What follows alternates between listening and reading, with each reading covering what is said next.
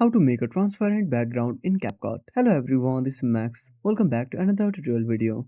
So let's start without wasting any time. Also make sure to watch this video till the end. First of all, open up CapCut.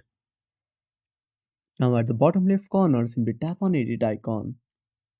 Now simply tap on new project. Now select a photo or video for your background. Now click on add. Now at the bottom menu, simply tap on overlay. Now click on add overlay.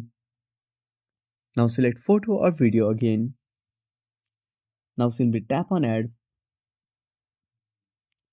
Now select the clip. Now tap on splice. Now adjust the transparency.